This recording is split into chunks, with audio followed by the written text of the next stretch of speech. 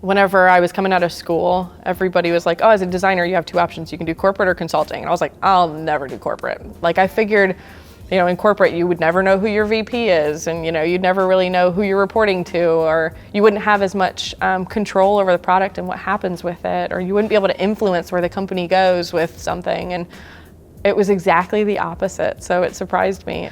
I think this applies to any field.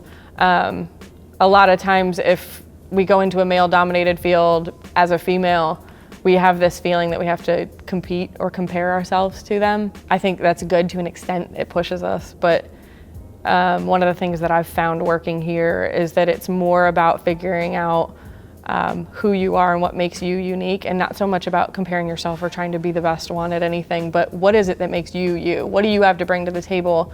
What lights that spark inside of you? And don't be afraid of that, whatever that may be, because it may not be part of the job description, it may not be part of the role, but a lot of times that different perspective and whatever that unique characteristic is about you really can round out a team or can completely change the trajectory of a project where it just ends up that much better.